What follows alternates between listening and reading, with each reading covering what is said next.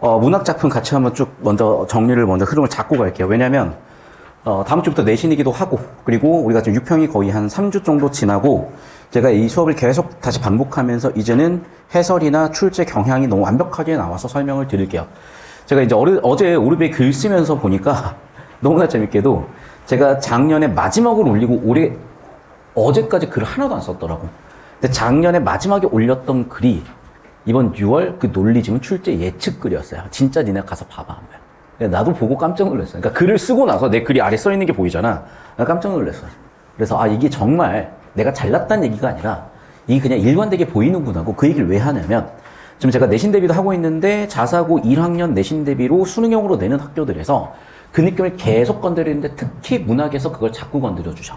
그리고 그걸 보신 것 같아. 근데 그걸 제가 가장 깔끔하고 예쁘게 정리할 수 있는 한 명이라고 생각하기 때문에 같이 볼 겁니다. 자, 일단 오늘 받으신 프린트의 38페이지 보시면 되겠고, 자, 얘랑 엮어서 이제 교재는 또 재구성돼서 나올 겁니다. 그래서 38페이지 보시면 우리가 이미 봤던 거잖아. 그러니까 빨리빨리 좀 정리를 해볼게. 자, 이제 여러분 보시면 알겠지만 이렇게 특정한 뭔가를 두고 이런 기능을 묻는, 기능이 뭐야? 논리적 역할이야. 쉽게 얘기하면 미분 기호 같은 거야. 이걸 계속 반복적으로 묻는다는 겁니다. 자, 이 비슷한 문제가 어디서 출제가 됐겠냐? 당연히 여기서도 출제가 됐겠죠. 여기서도 뭐가 나왔던 거야? 그렇죠. A와 B, 제문과 표문도 여기서 나왔던 거지. 그러니까 문항 성격이 계속 지금 겹치고 있는 겁니다. 보시면 알겠지만. 자, 그러면 똑같은 문제인데 우리 여기 제문, 표문 기억나죠? 이거 5단계 1등이었었던 문법 문제, 담화 요소 분석하는 문제였어. 화자, 청자, 언어 맥락이야. 자, 그러면 자, 다시 한번 맥락 흐름을 잡기 위해서 35페이지, 즉 여기 이대봉전을 보시게 되면요, 이대봉전의 20번 문제는 이 담화 4요소를 분석하면 화자, 청자, 전원, 상황 분석을 하시잖아. 보시면 알겠지만 저 메타데이터 분류라니까. 왜? 1번 선지에 성상이다, 망자다, 전부 다 청자죠. 그리고 3번 선지에 바치는 사람이다, 1인칭 화자죠.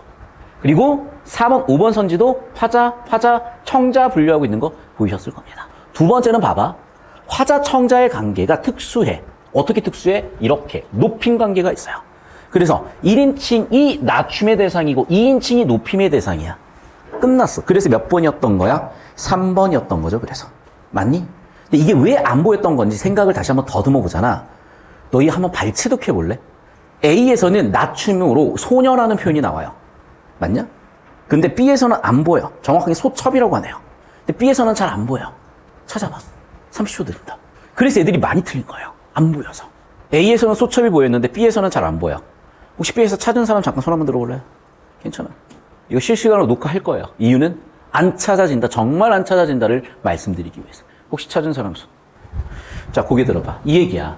제가 저번 주에 논리지문 해설할 때도 마찬가지였는데 안 찾아지는 거니까 시간이 오래 걸리고 결국엔 안 찾아진다 그랬잖아. 그 얘기야. 그러니까 사실 여기 낮춤 표현은 죄신 같은 거야. 왜? 자, 사실 이대봉은요, 귀국할 필요가 없잖아. 그러면 성상과 이대봉의 관계는 윗사람, 아랫사람 관계도 아니야. 그런데 굳이 부르지도 않은 자기 자신이 와서 흉노를 벌였잖아. 그리고 성상과의 관계에서 자기를 신하라고 하는 것부터가 낮추는 게 아니라고 친다면 죄신이라고 하는 거야.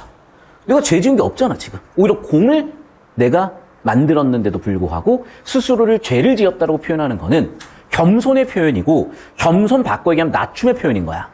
이해되셨어요? 그랬기 때문에 이게 안 보여서 애들이 판단이 잘 안 됐던 거죠. 그래서 여기서도 애들이 되게 힘들어했는데 다시 한번 얘기한다. 뭐라고? 죄신이라는 표현이나 소첩이라는 표현이 낮추는 표현이었던 거야. 문제는 그게 되게 애매해 보였을 수 있어요. 학습자에 따라서는. 그럼 변별이 된 거지. 자, 그 친구들이 그러면 이제 소첩은 낮춤 표현이구나. 그럼 이제 소자나 소녀를 몰랐으면 또 틀려야 되는 거니? 그게 아니라 상황 자체가 화자, 청자의 관계와 상황 자체가 높임과 낮춤의 상태잖아요. 임금한테, 황제한테 어떻게 자기 자신을 안 낮추니? 시아버지한테 그 시절 어떻게 자기 자신을 안 낮춥니까? 높임과 낮춤이 그렇게 중요했던 시대인데. 이해되셨어요? 그러니까 이런 정보 관계를 묻는다는 게 보이셨다면 여기서 안 틀리는 건 당연하거니와 답이 쉽게 보였을 거고, 이게 너무나 나는 감사한 게 이거랑 똑같은 문제가 여기 나와 있는 현대소설에서도 똑같아. 이게 사실은 똑같이 A, B의 기능을 묻고 있는 거야. 자, 그러면 이제 봐. 똑같아 보이지만 접근 방법이 조금 달라질 수는 있어. 자, 그러면 이제 이것도 제가 저번 시간에 설명드렸다시피 윗글은 서사 장르지. 서사 장르의 본질을 우리는 갈등이라고 보자고 얘기했었지. 그럼 갈등을 어떻게 이렇게 함수처럼 표현해보자 그랬었죠. 그럼 갈등이요. 내가 어릴 때는 아무 생각 없이 살아. 갈등이 뭐가 없어. 그러다가 어느 순간 갈등이 확 올라가는 변곡점, 어느 순간 갈등이 확 내려가는 변곡점 또는 극점이 있다 그랬었고 그게 A였고 그게 B였기 때문에 따라서 정답은 몇 번이 되셨다? 4번이 되셨다요. 잠깐만. 3번이 되셨다요. 이해됐어? 그래서 어떻게 돼? A는 사건이, 즉 갈등이 급격히 올라가는 시점, B에서는 해소돼서 내려가는 시점이야. 그럼 갈등이 올라가는 시점과 내려가는 시점인데 이것은 어떤 갈등이야? 내 내적 갈등이지. 그래서 그것과 동의어가 뭐였어? 갈등이 올라간다 동의어는 뭐였어? 내가 부정적으로 내 삶에 대한 인식을 한다요. 그런데 B, 변곡점을 기준으로 어떻게 됐어? 내가 내 삶을 긍정적으로 인식하게 되셨죠. 그래서 부정이냐 긍정이냐 B에서 해소가 되면서 바뀌고 있다는 지점이었고 그러면 3번이 그럼 보이셨을 거고요. 여기까지 되셨어? 자, 그러면 이제 우리가 저번 시간에 선제 하나하나 분석해보는 걸 해오라고 했을 거야, 내가. 정답되는 사고가 잡히셨으면. 자, 그럼 하나씩 분석을 해보실게요. 1번 선지부터. 심화된 주제, 아니요. 주제가 시작됐잖아. 심화가 되려면 뭔가 시작은 돼야 돼. 그러니까 심화라는 건 여러분, 여기서 출제 의도는 뭐였냐? 시작이 아닌 애죠. 어느 정도는 진행이 돼야 심한 거야. 이해됐어? 그런데 A는 시작이고 촉발이잖아, 사실상. 그러니까 심화라는 단어가 틀린 거죠. 2번 선지 볼게요. 이야기가 절정에 치닫도록 하는 추진력입니다. 봐봐. 절정에 치닫도록이 아니라 변곡점의 시작이라니까? 여기서 절정을 어딜 얘기하는 거예요? 여길 얘기하는 거라니까, 여기를. 맞죠? 극점을 얘기하는 거야. 사실은 그러니까 비직전이 절정이야. 이해됐니? 근데 얘는 지금 어디야? 이제 변곡점의 시작이잖아요, 지금. 자, 그래서 결정이 치닫도록 한다기보다는, 즉, 치닫도록 하는 추진력, B는 이야기 결말에 이르게 하는 원동력, 다시 한번 얘기할게. 틀렸다기보다는 좀 더 정확한 지점을 찾자는 거죠. A라는 지점에. 즉 A라는 지점은 치닫도록 하는 게 아니라 이쯤 돼야 치닫는 거라고. 이쯤 돼야. 이해됐지? 그러면 A가 아니라 뭐였을까? 유고를 발굴한 거야. 유고를 장례를 치러준 거예요. 유고를 수습한 거야. 이게 절정에 치닫도록 하는 거죠. 여기까지 되셨어? 왜? 장례를 치르고 하면서 어머니 아버지 사이에 있었던 관계가 더 규명이 되고 내가 그걸 바라보면서 내가 그걸 끄집어낸 거잖아. 내가 잊고 살고 그냥 그러려니 하면 살았던 게 확 끄집어내졌으니까 갈등이 아주 폭발 단계 갔다가 이제 B에서 완화가 된 거라니까. 자, 4번 선지 볼게. 위기감 해소가 아니라 시작이라고. 맞죠? 위기감 해소가 아니라 시작이라고. 그리고 B 또는 B 직전이죠. B 포함 B 직전이. 됐지?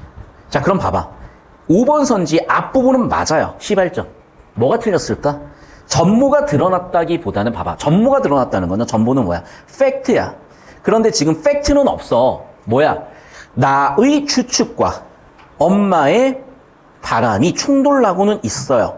이게 아직 아버지 시체 수습이 안 됐는데 어떻게 아버지가 북한으로 가셨을 수도 있는 거잖아. 어딘가 살림 차려 사실 수도 있는 거잖아. 아니면 그 빨치산은 아예 모르겠다 하고 전향하고 어딘가에 사실 수도 있는 거야. 아니면 진짜 돌아가셨을 수도 있는 거고. 여러 가지 가능성이 있는데 어떻게 이거를 전모가 밝혀졌다고 할 수가 있냐고. 이해됐니? 그러니까 여전히 전모는 밝혀지지 않은 상황이야. 이해됐어? 그래서 다시 한번 얘기하지만 이 그래프를 가지고 3번을 찾으셨어야 되고 그걸 기준으로 나머지 선지들이 왜 답이고 아니고 아주 명료하게 좀 보이셨으면 좋겠다는 거야. 자, 그럼 이렇게 인물, 사건, 배경이라는 메타데이터를 분류했을 때 우리는 어떤 장점이 있었던 거냐? 자, 34페이지에는 18번. 이거 우린 풀어봤으니까 복습을 하는 거야, 지금. 알겠어? 그럼 34페이지 18번에 있는 이대봉전을 보시면 역시 마찬가지인데, 얘들아, 이게 되게 지엽적으로 보이시면 문제예요. 왜? 지엽적인데 지엽적이잖아. 자, 무슨 얘기냐? 우리가 지엽적이라고 치면은 여기 있는 게 최소한 1000단어가 넘는데, 그 한 단어 심지어 한 음절까지 찾아야 된다? 불가능하다니까? 근데 그거를 페이지컬로 뚫는 애들이 있어요. 어제도 내가 중1하고 중3 수업을 같이 했는데 한 명은 중3 전교 1등이야. 한 명은 그냥 중1이야. 근데 중1 애가 고등 킬러를 그냥 피지컬로 다 맞춰. 배운 적도 없는 애가. 근데 중3은 쩔쩔매요. 다 틀렸어요.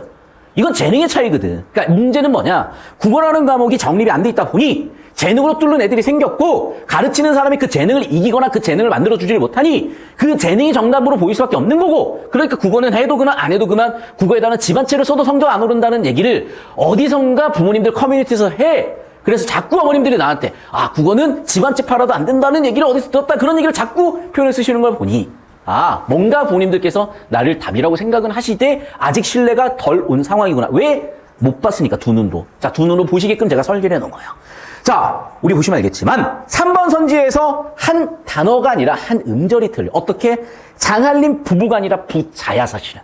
그럼 이게 부부인지 부자인지를 왜 안 보일 수밖에 없는 건 아시겠죠? 한 단어가 틀렸잖아. 한 음절이 틀렸잖아. 그러니까 못 찾아. 실전에서 눈도 어두운데. 그럼 어떻게 찾았어야 돼? 인물이요. 인물이란 메타데이터를 분류했으면은 이대봉이 부자잖아. 아들이잖아. 주인공이잖아. 그럼 부부였는지 부자인지, 아빠랑 엄마가 같이 다닌 건지, 아빠랑 내가 같이 다닌 건지가 분류가 되니까, 판단이 되니까 3번 같은 게 맞는지 틀린지가 보이는데, 그게 아니라 내용 읽지만 했던 애들은 안 보일 확률이 높죠. 메타에서 분류했던 애들은 주인공 이대봉이야. 이대봉? 잠깐만, 죄송해요. 정확하게는, 그리고 장한림 부부도 아니네. 장씨는 누구냐? 장씨는 누구야? 장소조 쪽이잖아. 그러니까 여기는 또 뭐야? 사실은 다 틀렸네, 또. 다 틀렸던 거네. 그러니까 봐봐. 다시 한번 얘기한다. 뭐가 잡혔어야 돼? 인물이 잡혔어야 된다고. 인물이 잡혔으면 여기도 다 보였을 거라고. 그러니까 다시 한번 얘기한다. 지엽적이기도 지엽적이지만 메타데이터를 잡아야만 지엽적인 게 보인다는 겁니다. 됐니, 여기까지? 자, 2번 선지도 한번 볼게. 자, 니은은 뭐라고? 아까 황성. 그 다음에 금능에 와서 해결을 했다고. 됐어? 그래서 분류가 되는 거죠. 다시 한번 얘기한다. 흉노는 어디? 황성을 침범했고, 그리고 황제는 어디까지 도망갔어? 금능까지 도망갔잖아. 그럼 황제는 금능까지 도망간 상황에 이대봉은 어디에 와서? 금능에 와서 해결을 했으니까. 여기까지 되셨어요? 자, 그 다음에 1번 선지도 보자. 자, 기억. 이대봉이 이릉의 영혼을 만나 갑옷과 칼을 얻었는데, 여기도 얘기했어요, 지금. 자, 이릉은 농서에 있었고, 농서가 현실 공간인지 초월 공간인지 모르겠어. 근데 확실한 건 이릉이라는 사람은 초월적 인물이야. 귀신이었으니까. 그리고 용궁에서 용왕, 그 다음에 또는 서역, 이런 것들은 전부 다 초월적 공간이죠. 그러니까 즉 초월적 조력자가 있었고 현상계 조력자가 있었을 텐데, 그 내용을 섞어가지고 1번 선지를 만든 게 보이셨을 거고, 다시 한번 얘기하지만 기억은 이릉을 만난 곳이 아니라 용왕이라는 초월적 공간, 초월적 존재. 됐니? 그래서 1번 확인되셨을 거고 2번, 3번도 마찬가지 맥락이었을 겁니다. 자, 5번은 뭐라고? 미음에서 얘가 달아난 공간이 아니라, 다시 봐봐, 달아난 게 아니죠. 달아나게 되는 공간이지. 됐어? 그래서 한 음절 한 단어가 이렇게 틀렸다는 게 보이려면 인물, 사건, 배경, 메타데이터 분류를 통해서 보여야 된다는 얘기야. 그랬을 때 보일 확률이 높다는 얘기예요. 계속해서 말씀드리지만. 근데 이걸 단순히 내용일지 피지컬로 뚫었다? 물론 보였을 수도 있겠지만 그게 한계가 명백하기 때문에 다시 한번 얘기하지만 이 연습을 꼭 하셨어야 된다. 자, 그럼 다시 돌아옵니다. 그래서 28번 풀어나가는 그 느낌을 제가 드렸던 거고요. 두 번째, 이 27번 문제는 우리 서술 방식 문제가, 자, 서술 시점과 관련이 있잖아. 여기까지 돼?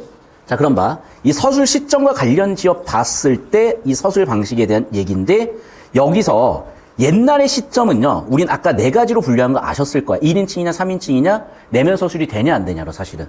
그러니까 이것도요, 제가 이게 이렇게 4가지 분류인 거잖아 지금. 그러니까 이걸 굳이 1인칭 주인공이다, 1인칭 관찰자다, 3인칭 전지다, 3인칭 관찰자다라는 표현을 요즘은 약간의 지향하는 이유가 비판도 많이 받았거든요. 왜? 1인칭 주인공도 내면, 자기 내면은 얘기하긴 해. 어떤 특정 파트에 따라서는. 이해됐어? 1인칭 주인공만 1인칭 자기 내면 얘기하는 건 아니거든. 그러니까 사실 이 분류 체계에다 넣는 게 좀 더 정보 분류적 관점에서 좋은 거고. 그럼 결국 무슨 얘기냐? 이 얘기야. 나의 지각 내용이니까 내면이죠. 내가 서술자니까 서술자죠. 됐어? 즉, 내면의 주체와 서술자가 일치하냐, 일치하지 않냐야. 일치한다는 단어를 어떻게 썼어? 겹쳐있다는 단어를 썼어.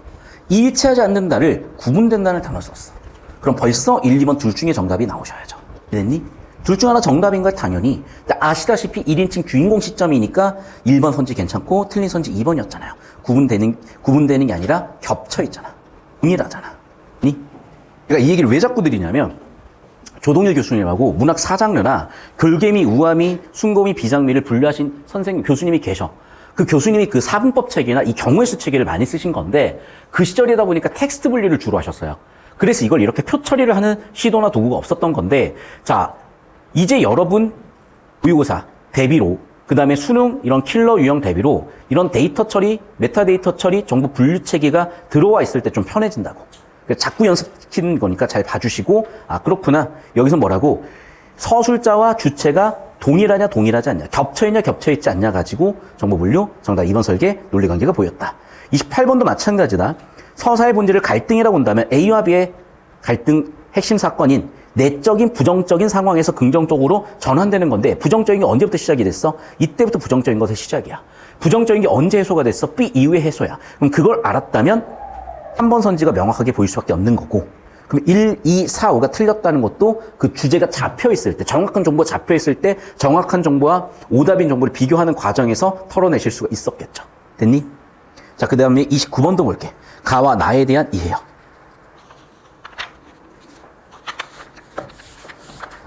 봐라, 가와 나에 대한 분류.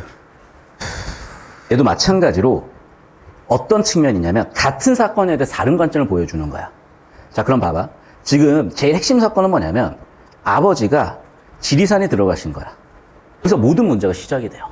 그러면 아버지가 지리산에 들어가신 사건을 가지고 반응이 달라. 일단 어머니는 당연히 어떤 바람이 있으셔. 아버지의 기환이야. 그러면 뭘 보더라도 엄마 눈에는 돌아오는 게 보여. 그러니까 엄마는 가를 보는 거야. 일종의 확증 편향이야. 반면에 나는요. 내가 군인이 돼서 하다 보니까 이런 전방에서는 또는 뭔가 전투가 일어날 만한 고지 같은 데서는 내가 참호를 팔 정도로 그 지역에서 중요한 군사적 요점 같은 데 파다 보니까 뭐가 나왔어? 유골이 나오잖아. 그게 무슨 얘기야? 결과론적으로 나는 아버지가 6.25 때 뭔가 돌아가셨을 확률이 매우 크다라고 생각할 수밖에 없잖아. 그럼 나는 경험주의에 따라서 통계에 따라서 아버지는 사망하셨을 거라고 생각하는 게 난 거잖아. 있어? 그런데 봐라. 이 둘 정보 관계는 어떤 관계야? 모순 관계야.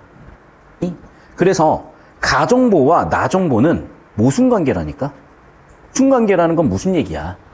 가가 실현이 되면 는 될 수 없는 거고 반대로 나가 실현되면 가는 실현이 불가능한 그런 정보 관계에 있는 거잖아. 메타데이터 분류를 하셨으면 당연히 몇 번 선지가 보이셨다? 그래, 4번 선지 같은 게 보이셨을 거고 제가 왜 자꾸 이 가능성 같은 확률이라는 개념에 집중하는 거냐면 확률이라는 개념이 잡히셔야 가장 적절하다는 것도 확률 개념이잖아. 그렇죠? 그러니까 명백하게 옳다 그르다로 판단할 수 있는 문제도 있어요. 당연히. 그건 내용일치 문제들이야. 내용이 있냐 없냐로 풀 수 있는 것들. 그런데 여러분 프로 오시면 알겠지만 내용일치 문제는요. 수학의 1, 2, 3, 4번 수준이야. 쉽기도 쉽지만은 뭐다? 기초가 되는 것도 기초가 되는 거지만 킬러 문제에서 그것 때문에 맞고 틀리는 경우도 있겠으나 그걸 가지고 킬러의 본질을 보기는 어렵다는 거야. 그럼 뭐였다? 이런 메타데이터 분류, 정보 분류에서 정답이 4번이 보였을 거라는 거죠. 자, 그럼 선지 하나하나 논리적으로 판단을 해보자. 자, 29번 볼게요. 가와 나를 비교해 볼 건데 가는 나에 비해서 능동적이다. 자, 그럼 봐. 위쪽이 능동적이고 아래쪽이 수동적이냐는 거야. 이걸 능동이라는 정보 분류로 할 수가 있는 건가? 수도 있죠. 왜? 바람이라는 것 때문에. 엄마의 바람이 있으니까 가가 더 능동적이라고 보겠다는 거예요, 출제자는. 기대가 있잖아. 현실을 수용하는 게 아니라 현실을 거부하는 게 어떻게 보면 능동적일 수도 있다는 거잖아. 무슨 얘기를 하는 거냐면 맞다가 아니라 왜 출제자가 1번 선지 같은 워딩을 썼는지 생각을 해보자는 거야. 왜 갑자기 능동적이라는 워딩을 왜 썼을까요? 바람이 있으니까 능동적이라고 평가하는 워딩을 바꿔 쓴 거라고. 그게 옳다 치더라도 능동성이 문제 상황에 미치는 영향이 크고 작고 능동성이 문제 상황에 대한 영향력이 크다 적다는 정보관계, 인과관계가 없어. 아웃인 거야. 왜냐면 봐봐. 엄마는요, 계속해서 현실을 극복하려고 하잖아. 아버지가 돌아갔을 확률에 대해서 극복하려고 하잖아. 그럼 그걸 능동이 아니면 뭐라고 봐야 되는 건데? 뭐겠어? 죽었겠지라고 받아들여버리는 거야. 그러니까 능동적이라는 워딩을 쓴 이유를 생각을 해보잖아. 엄마가 바람이 있으니까 능동적이라는 워딩을 썼다고 평가원 출제자들의 의도를 해석을 해보자고. 틀렸다고 능동성이 문제 상황에 미치는 영향력이 없다고. 2번 선지 보자. 나와 달리 시공간에 관여되면서 이야기 배경에 실감을 더하게 된다. 자, 역시 마찬가지인데요. 시공간이라는 배경과 가나가 관련성이 높냐 낮냐를 가지고 볼게. 딱히 가나가 시공간 관련성에서 차이가 있는지는 모르겠어요. 그래서 나는 아예 차이 관련성에서 그냥 물음표인 거야. 네? 그래. 그러니까 능동적이다, 희망적이라는 워딩을 박았다니까. 더 능동적인 건 가라니까. 1, 3번을 설계한 거야, 평가원에서는. 5번 선지 볼게요. 가나 모두 관념적 의미가 부여됨으로써. 아버지의 생사가 관념적 의미인가? 이념적 평양? 이념적 평양? 전혀 확인할 수 없는 정보들이죠. 정말 대잔치야. 그럼 정답은 4번 끝인 거야, 그래서. 여기까지 느낌 잡히셨어요? 그러니까 문항 설계되는 양상을 잘 보시자는 거야. 그러니까 내가 순서를 보여드리는 거예요. 자, 어떻게 하자? 맨 처음에 실전 연습을 하자. 두 번째는 뭐 하자? 정답이 되는 정갈한 사고 과정을 확립을 하자. 세 번째는 뭐 하자? 그게 됐으니까 이제 오답인 것들도 하나씩 디테일하게 보면서 디테일을 좀 채워가자. 여기까지 오는 거야. 실전에서 디테일부터 할 수는 없으니까. 실전은 시간 안에 풀어내는 거. 두 번째는 실력적인 부분. 세 번째는 나머지 최종 마무리 틈새를 막는 부분까지 오는 거예요. 자, 30번 문제도 볼게요. 부정적 방향으로 응고된 기억을 돌이켜서. 그러니까 봐봐. 갈등이니까 지금 기울기가 반대되어 있을 거 아니야. 갈등이 올라갔다 내려갔다로 내가 표현했죠. 부정적 방향으로 응고돼 있다. 여기가 마이너스 올라가고 있는 거고 여기도 이제 반대로 내려오는 게 플러스라는 거죠. 그걸 기억에 재응고라고 했었고 이 주제 잡으셨으면 보이셨을 건데 1번 선지 볼게. 낙인과도 같은 유년의 기억을 성인이 되어서도 떨쳐버리지 못했다는 고백에 비추어 보면 응고된 기억의 영향력에서 벗어나는 일이 쉽지 않았음. 뭐 당연히 아실 수 있는 것들 1번, 2번 다들 괜찮을 건데 내가 3번도 아까 강조한 이유가 있다니까. 뭘 보자 그랬어 아까? 담화 맥락을 보자 그랬었죠. 즉 아까 봐봐. 우리 담화 맥락을 보게 되면 이 담화 맥락이라는 게 자 문법 킬러 1등 문항하고 문학에서도 여기 어디에서도 27번에서도 그리고 30번에서도 다들 보인다는 겁니다. 30번에서 보이셨다시피 뭐라고? 그래요. 그들의 노력이 아니야. 누구의 노력이야? 나의 노력이죠. 주체가 누구냐? 주어가 누구냐? 또 보셨으면 보이셨다는 겁니다. 자, 그래서 결국에는 정답되는 사고의 흐름을 보니까 명료하게 어떤 경향성이 보였다는 거 확인해 주시면 좋겠고, 자, 나머지 선지들도 OX 판정을 하시면서 실력이 느실 거니까 이거 해보셔야 돼. 해보시고 저랑 같이 또 같이 정리하셔야 돼. 아시겠어? 좀 이따 쉬는 시간에 해보실 시간 다시 한번 드리도록 하고, 자, 담화 요소 문제 아까 이 문제 되게 극렬하게 쓰였던 거 확인되셨죠? 자, 그럼 다시 한번 이제 우리 서사 정리, 복습 정리 한번 해볼 건데, 18번 같은 경우에도 인물을 똑바로 잡았으면은 같은 거에서 일단은 부자고, 또 심지어 장할림도 아니고, 그런 게 다 보였을 거니까 3번 같은 거 지어내실 수 있었을 거고 18번에 5번 선지 같은 경우나 나머지들 마찬가지로 내용 디테일이 아닌 인물 사건 배경 정보의 메타데이터 분류해서 디테일이 살아나니까 그 분류를 통해서 오자. 그래서 인물 정보의 주황색, 사건 정보의 노란색, 배경 정보의 녹색으로 분류한 이 체계가 연습이 되면 단위가 보이니까 정보 단위가 보이니까 비교 대조해서 내용을 찾기도 훨씬 편하실 거다라고 말씀드렸고 그 맥락이 19번이었잖아. 봐봐 얘들아. 미쳤다 때문이다 전부 다 인과관계인 거야. 그럼 우리는 장소절하고 첫 부분의 도입부에서 장소절을 세팅해놨으니 장소절가 초반에 세팅이 되고 나서 제문을 쓰는데 그 제문의 정보를 어떻게 갔어야 된다? 인과구조로 세팅을 해봤으면 1, 2, 3, 4번이 다 보였을 거다요. 그래서 보시면 알겠지만 3번 선지가 틀렸던 이유는 이시랑의 죽음은 이후의 사건이야. 아버지의 죽음 이후의 사건이니까 아버지의 죽음에 영향을 미칠 수가 없죠. 뭐에서 정확하게? 유배였다니까. 따라서 그 부분을 보셨을 때 정답은 3번이 되셨을 거고 우리 아버지가 돌아가신 이유는 이 네 가지 때문이지 그 이후에 죽었다는 소식을 나는 들었을 뿐인 거야. 그래서 인과관계가 거꾸로 갈 수가 없으니까 정답은 3번 끝이었던 거예요. 이런 디테일이 다시 한번 잡히려면 정보 간의 논리관계 메타데이터 분류가 되셔야 된다 그랬고 그 측면에서 보잖아. 봐. 꿈 때문에 정혼을 했어요. 운이 안 좋아서 무함을 입었어. 혼인을 강제하는 문제를 해결하기 위해서 남장하고 도망갔어. 결혼을 하지 않았으나 시어머니가 있어 모순관계를 얘기했어. 이런 정보관계가 특이했던 애들 가지고 정답선지나 오답선지 설계하는 게 보이셨다면 훨씬 편해지셨을 겁니다. 이 부분도 아까 설명해 드렸던 거고 20번. 21번도 이제 마지막으로 한 번 더 보게 되면 봐. 어떻게 만든 거냐? 이렇게 만든 거야 사실은. 자, 지금 보기에서는요 정보를 크게 두 분류로 준 거야. 공적이냐 사적이냐. 두 번째는 현실이냐 초월계냐. 그런데 지금 쭉 보시면 알겠지만 현실적 존재의 도움 거의 안 받아요. 대부분 초월적 존재야. 용궁용왕. 그래서 서역으로 갔다라든지 이릉 도움을 받았다든지 그러면 이제 봐. 천우신조니까 이걸 뭐라고 본 거야? 초월적 존재로 봐버린 거야. 하늘이 도왔다니까. 근데 그게 아니야. 여기 천우신조는 뭐야? 하늘이 도왔다는 게 아니라 완전 랜덤이야. 랜덤. 우연적 사건이랄까? 우연적 사건.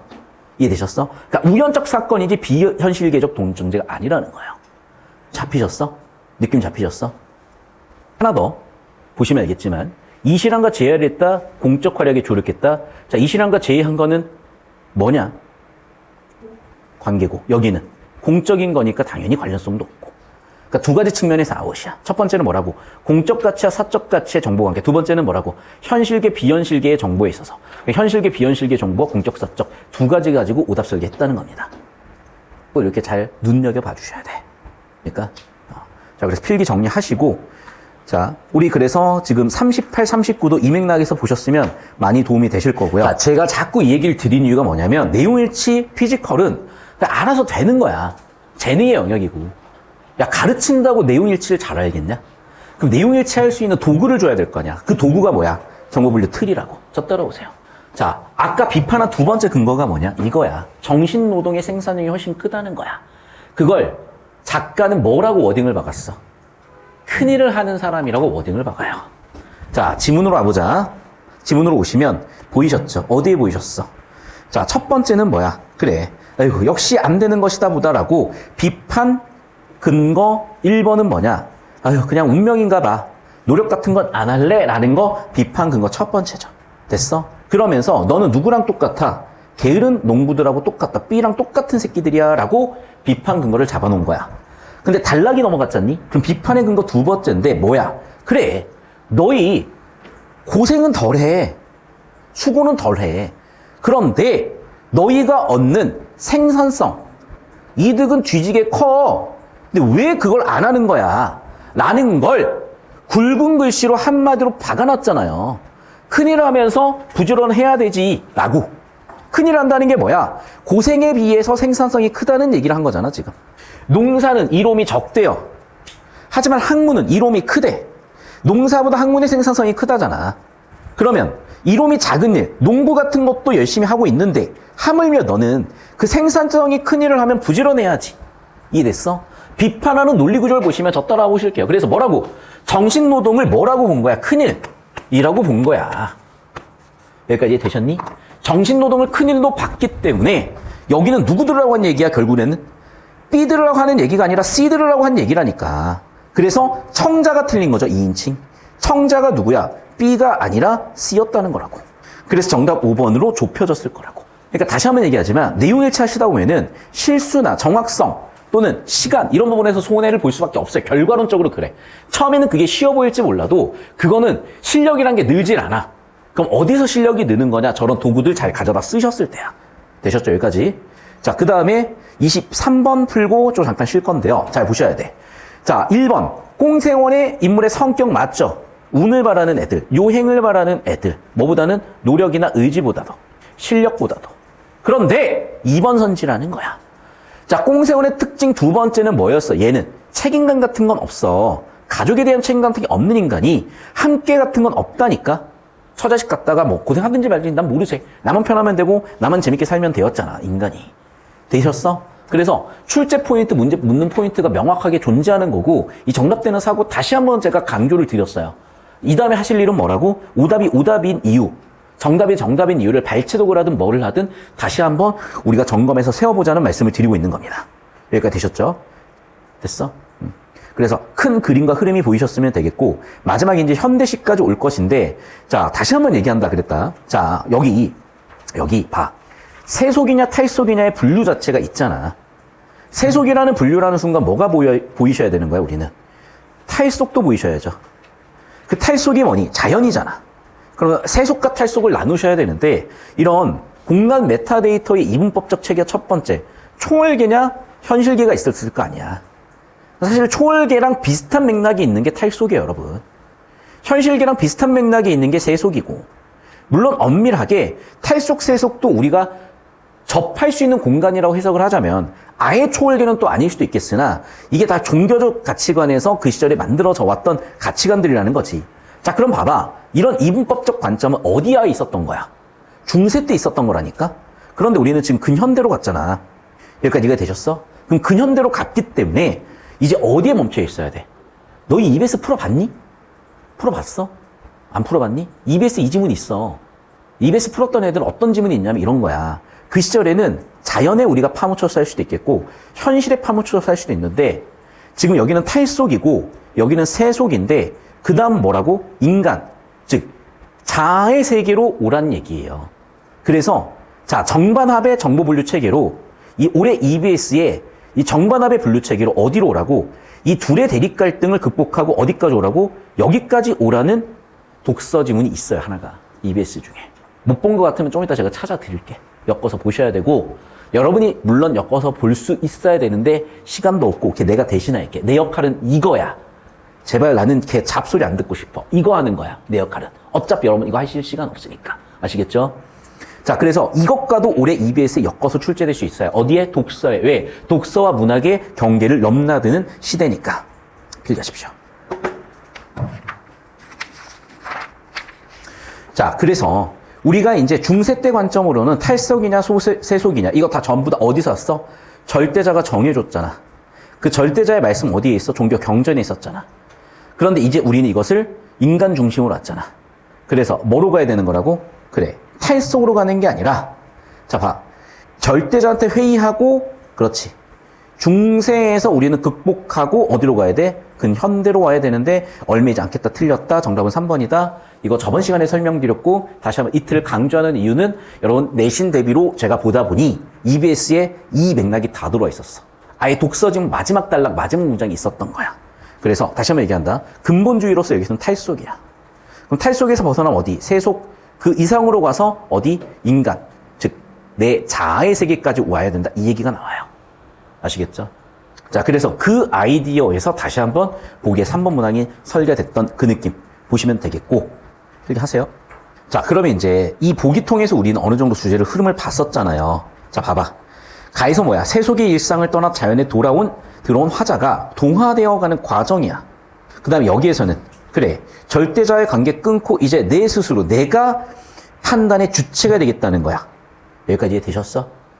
자, 그러면 우리 31번으로 와서 역시 판단을 해보실 건데, 자, 일단 화자의 심리 내포 이런 거는 틀릴 수가 없다니까.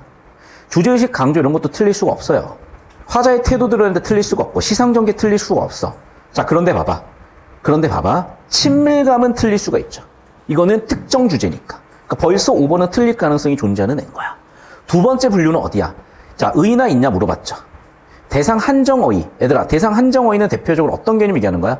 표지어들, 지시어들, 연결어들 이런 거 의미하는 건데 좀 이따 찾아. 세 번째, 공간이 이동 있냐고 물어본 거야. 네 번째는 화자 명시라는 부분이 있는 거냐. 다섯 번째, 자연물의 화자 정서를 투영했냐. 친밀감이냐. 그럼 나는 확률적으로 5번이라고 본다는 거야. 왜? 일단 첫 번째, 보기를 봤으니까. 보기를 보게 되면 보기의 가나가 사뭇 달라요. 가는 어디에 머물렀어? 자, 봐봐. 이거야. 얘는 자, 보셔야 돼. 여기는 세속에서 어디로 왔어? 여기는 세속에서 어디로 왔냐고. 탈속으로 왔다니까. 오케이? 그리고 나는 탈속에서 자아로 오는 거야. 이해됐어? 그러니까 봐봐. 세속이라는 건요, 현상계 사는 거야. 탈속은 신의 뜻대로 사는 거야. 그런데 나에서는 그조차도 극복했잖아요. 이게 독서 지문으로 나와 있다니까. 이해됐어?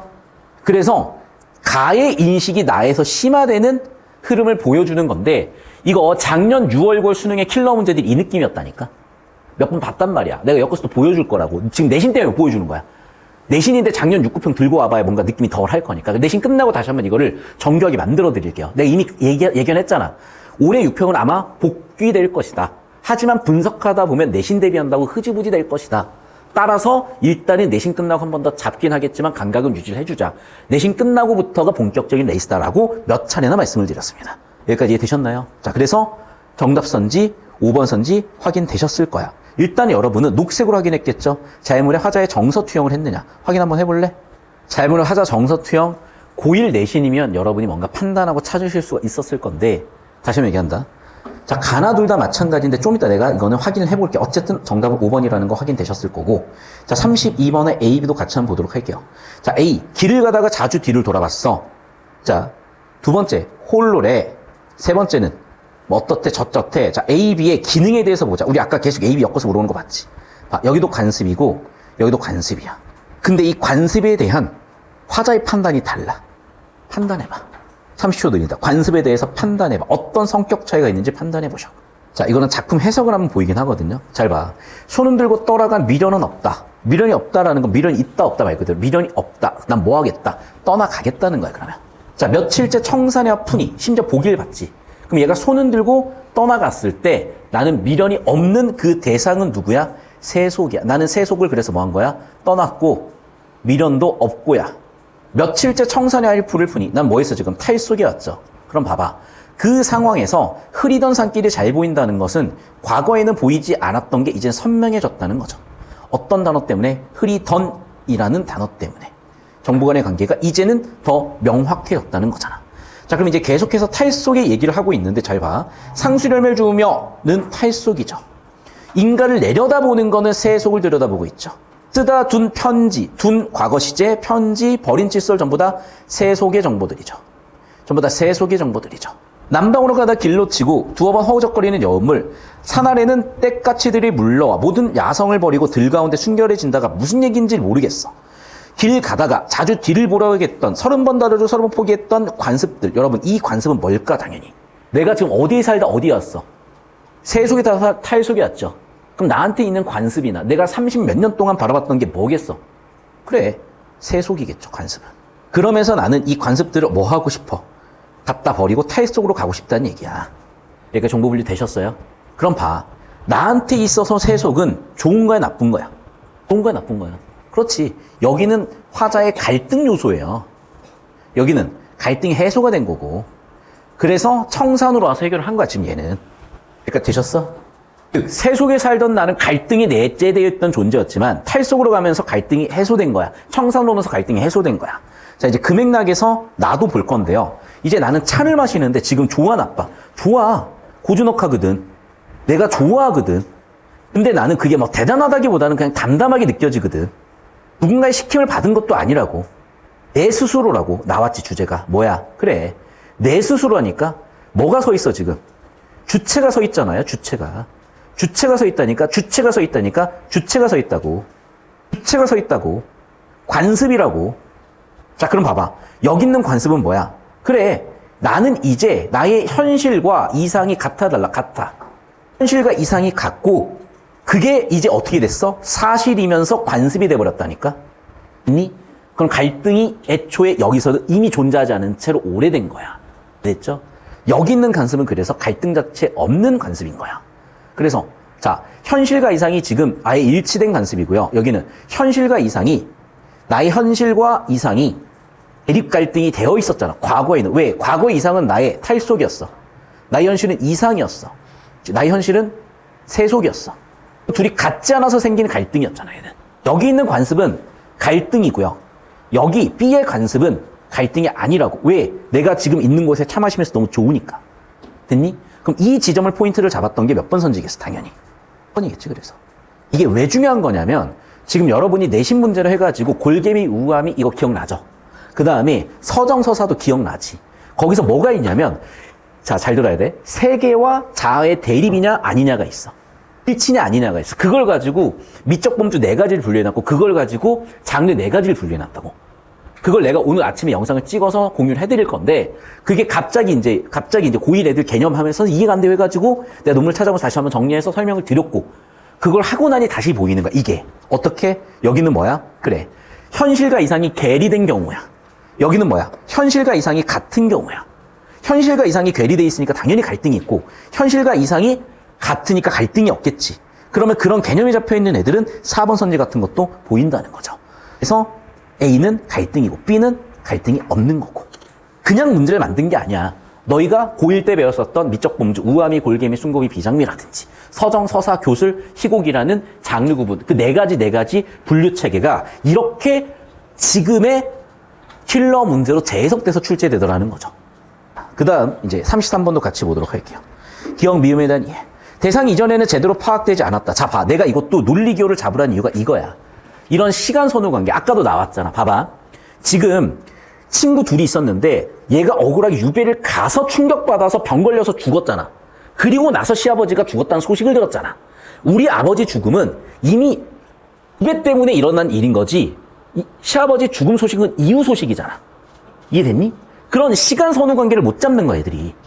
그건 뭐로 잡는다? 논리 기호인 표지어로 잡는다야. 그게 뭐였다, 여기에서는? 던이라는 시제 어마어미잖아. 시제를 알려주는 어마어미가 정보 분류 기준이 되잖아. 그 정보 분류 기준을 잡으셨으면 옛날에는 안 보였다가 지금은 보였다가 보일 것이고, 그렇다면 당연히 여기 1번 선지 같은 경우에도 이전에는 파악되지 않았다라는 게 당연히 보였겠죠. 2번 선지. 전형력의 현상으로 한 가정의 상황과 처지를 시각화할 때 연기, 한 가정의 고민과 양식. 자, 이걸 뭐라고 하죠, 우리는? 형상화라고 하죠. 봐봐. 여기에 관념은 뭐야? 한 가정의 고민이죠. 뭐로? 전형 연기로 형상화했지. 했어? 그러니까 형상화 개념도 몇 번이나 틀렸던 문제였기 때문에 이것들도 당연히 물어보게 되는 거고, 니은도 왜 왔다? 형상화 때문에. 주제가 있는 거야. 여기는 뭐 때문이야, 이전에는? 네, 여기는 표지 때문이야. 표지로 정보 분류하는 거야. 관념을 형상으로 표현하는 거야. 3번 선지. 맨살을 드러낸 돌들이 부대끼는 형상이 아니라 주제는 뭐였다고? 공동체였다니까. 세파에 시달리는 모습이 아니라 얘들이 공동체로 어우러지는 거예요. 그래서 정답 3번이 보였을 거고, 4번 선지도 역시 마찬가지. 주체란 워딩 꽂히시면 돼. 주체란 워딩이 꽂혔으니까 화자의 선호도 꽂히시면 돼. 주제인 차가 꽂히셨으면 돼. 5번. 나에 대한 현재 인식이 예전과 달라졌다. 똑같죠? 지금 여기 나와 있는 것들과 같이. 어디랑 관련이 되니? 보기랑 관련이 되죠? 보기에는 그 주체, 인식의 주체가 외부에 있었다면 이제 주체가 어디로 왔어? 내부로 왔다는 거야. 여러분, EBS 독서 지문이었어요. 그래서 어떻게 돼 있어? 자, 새 속에서 속으로 알아. 다시 탈 속에서 너한테 와라. 자아로 알아. 이렇게 오는 거야. 그러면 이분법적으로 주체가 외부냐 내부냐 분류되잖아.